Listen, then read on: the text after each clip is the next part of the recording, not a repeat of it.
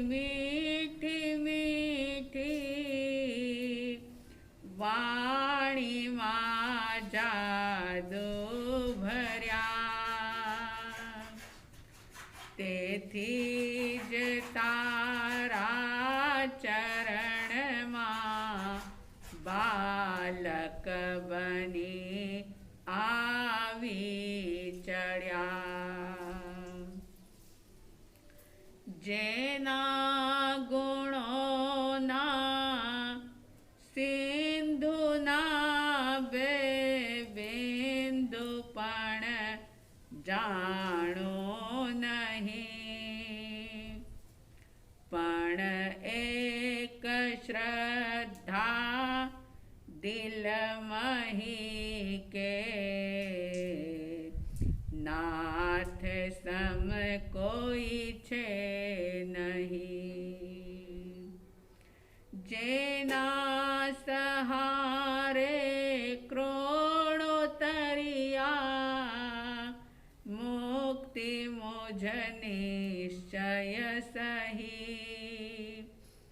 એવા પ્રભુ અરિહંતને પંચાંગ ભાવે હું નમું એવા પ્રભુ ભગવંતને પંચાંગ ભાવે હું નમું। श्रद्धालु जिज्ञासु श्रोताओं, सम्यक दर्शन के लक्षण के संदर्भ में आस्था पांचवा लक्षण, जिसकी बात आप पिछले कई दिनों से सुन रहे हैं, और आस्था का जो आधार है आत्मा पर श्रद्धा, आस्था, लोक पर आस्था, और तीसरा आधार कर्म पर आस्था। कर्म की बात चल रही है। एक जिज्ञासु ने जिज्ञासा प्रकट की कि कर्मों का बंध किस प्रकार से होता है, क्या है एक्चुअली कर्म, इसके बारे में थोड़ी चर्चा की जाए। और ये जिज्ञासा किसी एक व्यक्ति की है ऐसा नहीं, कईयों के मन में ये जिज्ञासा होगी। तो आइए आज हम बात करते हैं कि कर्मों का बंधन जो होता है वो कैसे होता है और कर्म क्या है। वीतरागवाणी ये कहती है कि पूरे ही लोक में, पूरी दुनिया में, पूरे संसार में कर्म वर्गणा के पुद्गल ठसाठस भरे हुए हैं। जैसे ही हम भाव करते हैं, भाव से मतलब ये है कि हमारे योग और कषाय, राग और द्वेष, ये दोनों जब मिलते हैं तो शुभ भाव अगर है तो कर्मों के पुद्गलों को हम आकर्षित करते हैं, अशुभ भाव है तो भी हम उनको आकर्षित करते हैं, और उन कर्म वर्गणा के पुद्गलों का हमारे साथ एक संयोग संबंध हो जाता है, यानी कर्मों का आश्रय हो जाता है और हमारी आत्मा मलिन हो जाती है। जैसे तेज आंधी चलती है, हवा चलती है और घर में धूल मिट्टी कचरा आ जाता है, ठीक इसी प्रकार से राग और द्वेष की आंधी चलती है। योग और कषाय के साथ भाव जुड़ते हैं तो कार्मिक वर्गणा के, कर्म वर्गणा के पुद्गलों को हम एक प्रकार से आमंत्रित कर लेते हैं और वे कर्म वर्गणा के पुद्गल जिनका संबंध, संयोग संबंध हमारी आत्मा के साथ हो जाता है। संयोग संबंध का मतलब ये है कि संयोग हुआ है तो उसका वियोग भी होगा, और हम अपनी साधना के द्वारा, आराधना के द्वारा, अपनी जागृति के द्वारा, स्वाध्याय के द्वारा हम उन कर्म पुद्गलों को वापिस हम निर्जरित भी कर सकते हैं, यानी अपने आप से उनको अलग भी किया जा सकता है।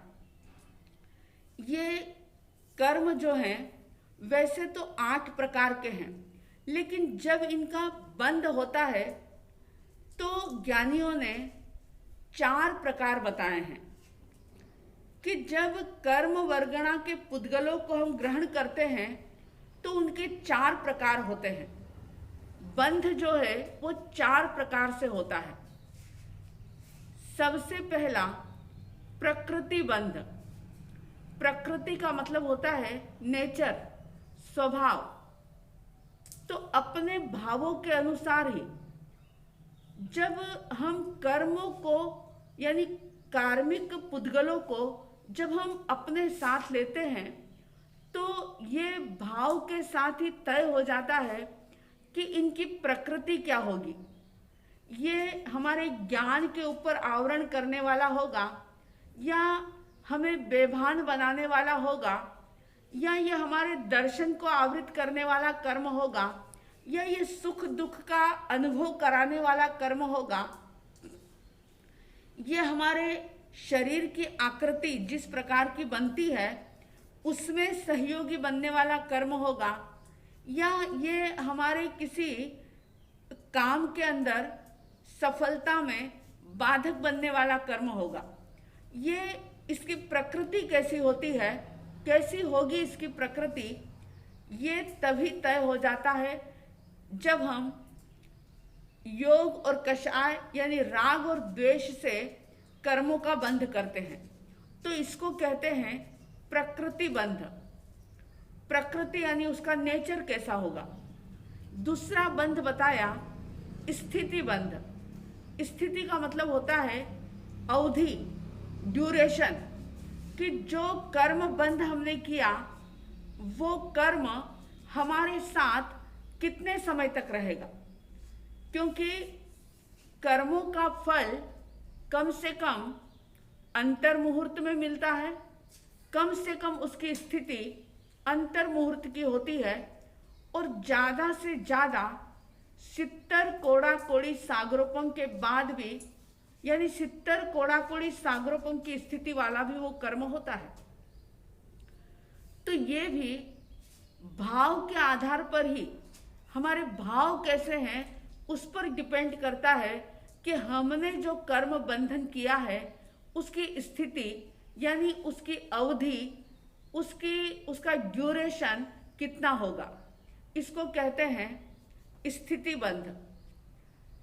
और तीसरा बताया रस बंध, जिसे अनुभाग बंध भी कहा जाता है। अनुभाग बंध का मतलब ये है अनुभव करना। जिस कर्म का बंध हमने किया उसका अनुभव कैसा होगा, सुखद होगा या दुखद होगा। और कई बार सुखद जो अनुभव है उसकी भी कुछ श्रेणियां होती हैं, दुखद अनुभव है उसकी भी श्रेणियां होती है। तीव्र, तीव्रतर, तीव्रतम, मंद, मंदतर, मंदतम। इसको हम ऐसे समझ सकते हैं कि समझ लो वेदनीय कर्म का बंध हुआ, और वो वेदनीय कर्म जो कि 2 प्रकार का होता है, साता वेदनीय और असाता वेदनीय। समझ लीजिए असाता वेदनीय कर्म का बंध हुआ, और वो कर्म का बंध जब उसकी स्थिति पूरी हुई तो वो अपने समय से उदय में आया, अनुभव में आया। अब 2 व्यक्ति हैं जिन्होंने असाता वेदनीय कर्म का बंध किया था, तो दोनों का अनुभाग जो है, अनुभव जो है, वो दोनों का अलग अलग हो सकता है। अपने अपने कर्म के, अपने भाव के आधार पर उनका अनुभाग, उनका अनुभव, उनकी अनुभूति अलग अलग हो सकती है। 2 व्यक्ति हैं और दोनों के सिर में दर्द हुआ है। असाता वेदनी कर्म इस प्रकार से उदय में आया है कि उनके सिर में दर्द हुआ है।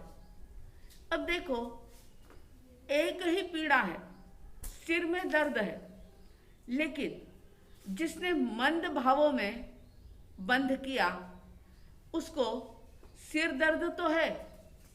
अगर उससे पूछो कि भाई सिर दर्द कैसा है, कुछ फर्क है या नहीं, बहुत ज़्यादा वेदना हो रही है, तो कहेगा नहीं, सिर दर्द तो है लेकिन कोई बात नहीं, ठीक है। यानी उसका जो अनुभव है, उस कर्म का जो रस है, अनुभाग है, वो मंद है कि वो उसको ना तो टेबलेट लेने की आवश्यकता पड़ रही है, ना ही हाय ट्राई कर रहा है, ना डॉक्टर के पास जाने की आवश्यकता है। यानी वो जो अनुभव है मंद है। क्यों मंद है? क्योंकि उसने तीव्र राग द्वेष में कर्मों का बंधन नहीं किया था। उसके बंध करने में तीव्रता नहीं थी, और तीव्रता नहीं थी इसलिए उसका परिणाम भी उसको इसी रूप में मिल रहा है।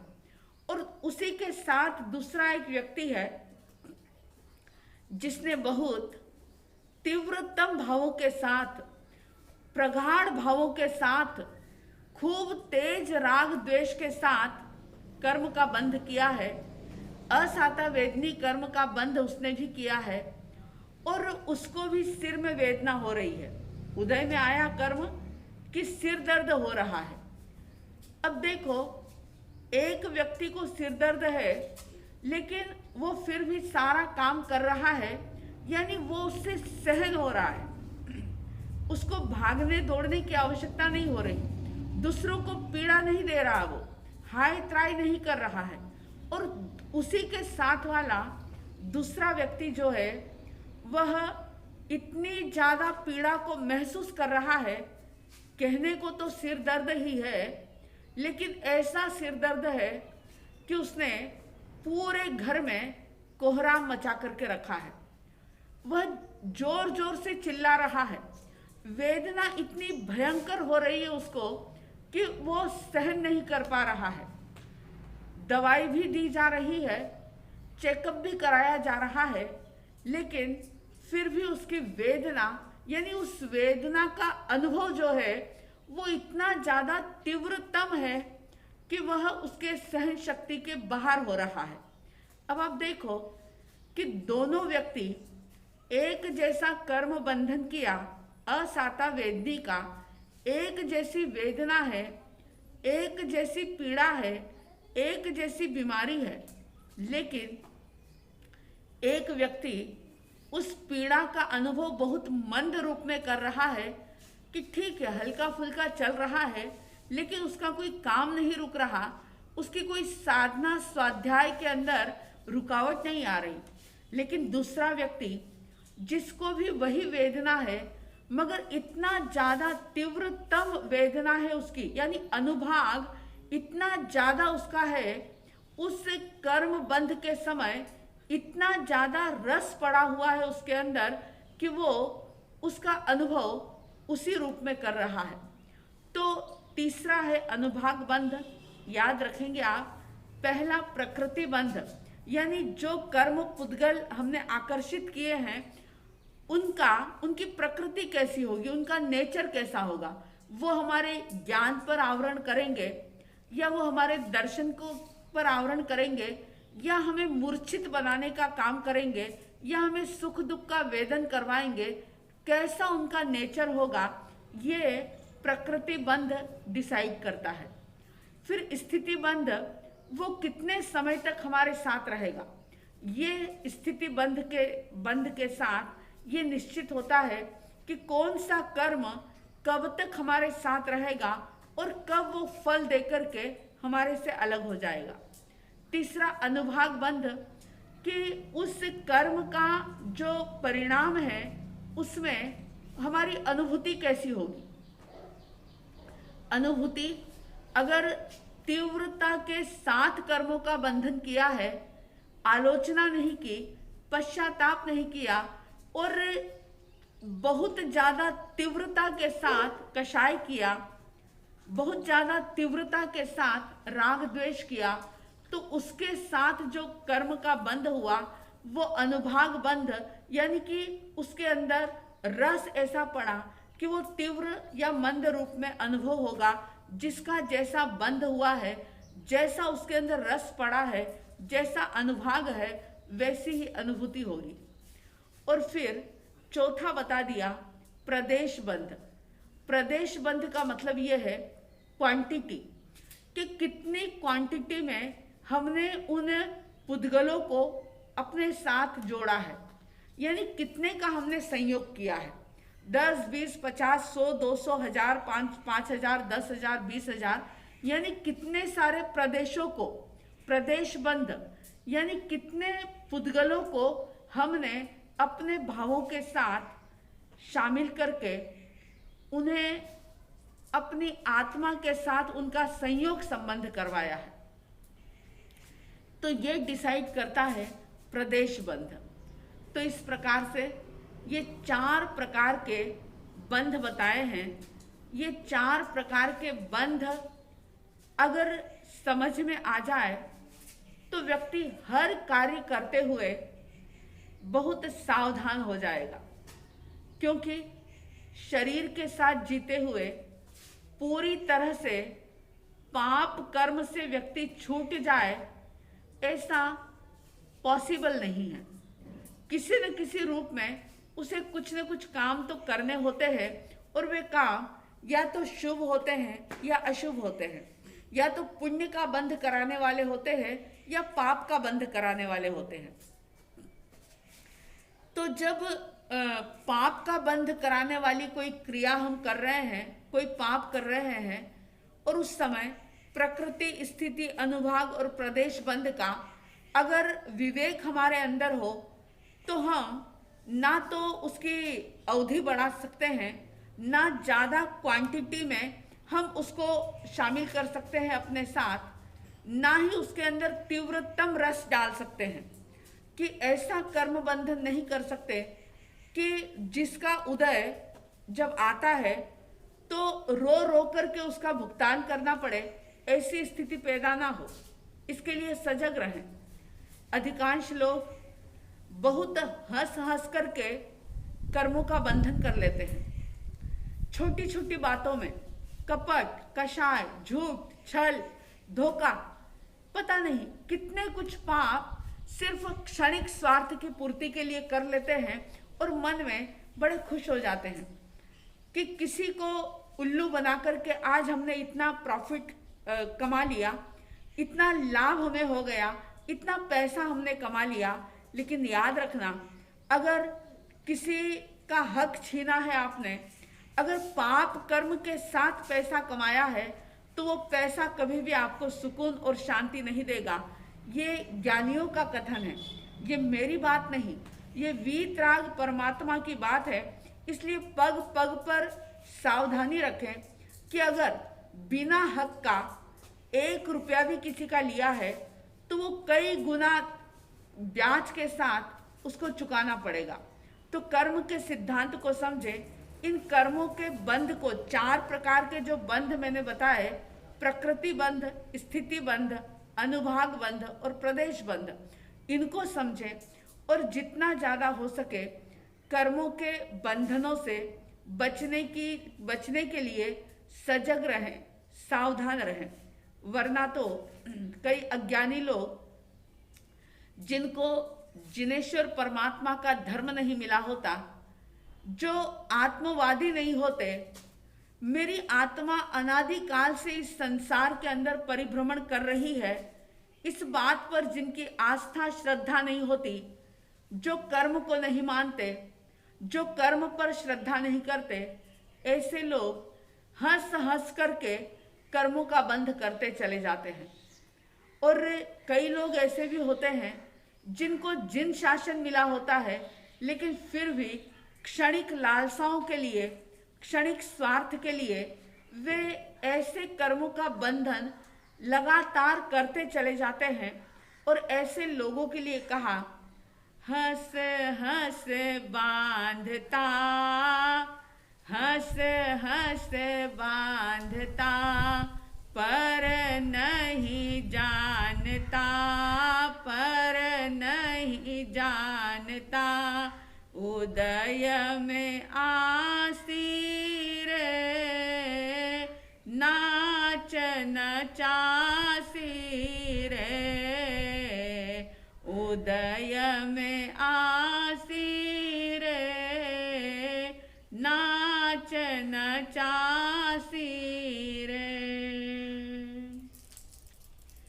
हंस हंस करके बांधे हुए कर्म अज्ञान दशा में रो रो करके व्यक्ति उनको भोगता है, लेकिन उनसे छूटने का कोई रास्ता नहीं अपनाता। आपका हमारा परम सौभाग्य है कि हमें ऐसा जिन धर्म मिला, जिन शासन मिला, वीतराग वाणी मिली कि जिसके आधार से हम पूर्व जन्म में संचित कर्मों की धड़ल्ले से निर्जरा कर सकते हैं। हम अपनी आत्मा को पूर्ण रूप से एकदम शुद्ध बना करके, यानी कर्म संयोग जो है उनको उनका वियोग करवा करके हम अपनी शुद्ध अवस्था का अनुभव कर सकते हैं।